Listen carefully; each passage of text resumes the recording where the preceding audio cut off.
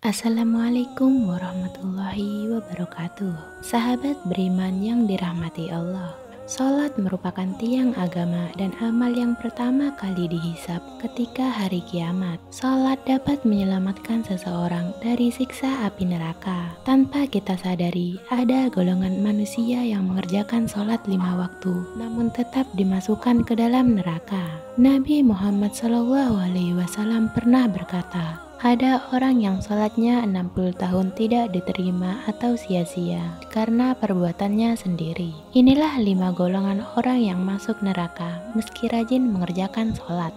Yang pertama adalah sholat tapi mempercayai dukun. Sahabat beriman, mempercayai dukun adalah perbuatan syirik. Dan ini adalah hal yang sangat dibenci oleh Allah Subhanahu wa Ta'ala. Seperti yang disabdakan Rasulullah Shallallahu Alaihi Wasallam, barang siapa yang mendatangi peramal atau dukun lalu bertanya kepadanya tentang sesuatu, maka tidak diterima sholatnya 40 hari. Hadis riwayat Muslim dan Ahmad. Yang kedua adalah orang yang sholat tapi suka gibah atau menggunjing. Orang yang rajin mengerjakan sholat namun suka menggunjing atau menjelekkan orang lain, maka akan dimasukkan ke dalam neraka.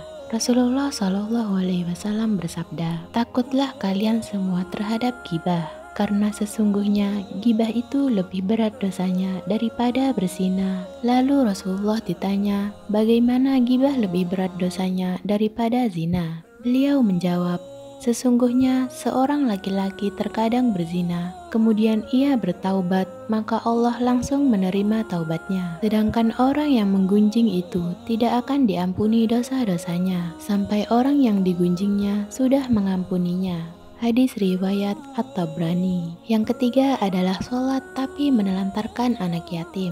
Diriwayatkan oleh Abu Ya'la dan Tabrani, Sahih At-Taghrib Al-Albani, bahwa barang siapa yang mengikut sertakan seorang anak yatim di antara dua orang tua muslim dalam makan dan minumnya sehingga mencukupinya, maka ia pasti masuk surga. Hadis riwayat At-Tabrani. Memuliakan anak yatim akan mendapat jaminan masuk surga. Sebaliknya, barang siapa yang mengabaikan atau sampai menganiaya, maka akan mendapatkan dosa besar. Maka dari itu, orang yang sholat tapi mengabaikan anak yatim termasuk dalam golongan orang yang mendustakan agama dan bisa masuk neraka. Yang keempat adalah sholat tapi berdusta. Dusta atau bohong adalah perilaku yang termasuk dalam dosa besar. Sekecil apapun kebohongan, tetap merupakan perbuatan dibenci Allah Subhanahu wa Ta'ala. Oleh karena itu, meski seseorang rajin beribadah atau sholat, akan sia-sia jika ia suka berbohong.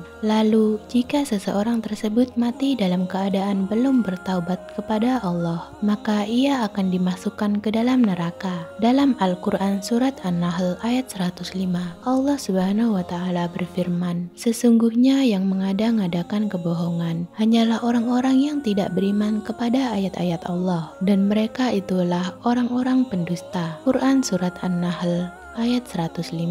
Yang kelima adalah sholat tapi minum khamr. Sahabat beriman, khamr atau minuman keras merupakan induk dari segala macam kejahatan. Sebagaimana hadis yang diriwayatkan oleh Abdullah bin Amr bahwa Rasulullah Shallallahu Alaihi Wasallam bersabda, khamr adalah induk dari segala kejahatan. Barang siapa meminumnya, maka sholatnya tidak diterima selama 40 hari. Apabila ia mati, sementara ada khamr di dalam perutnya, maka ia mati sebagaimana matinya orang jahiliyah. Hadis riwayat At-Tabrani. Wallahu a'lam bishawab. Semoga Allah menjauhkan kita dari perbuatan-perbuatan yang dibenci Allah. Wassalamualaikum warahmatullahi wabarakatuh.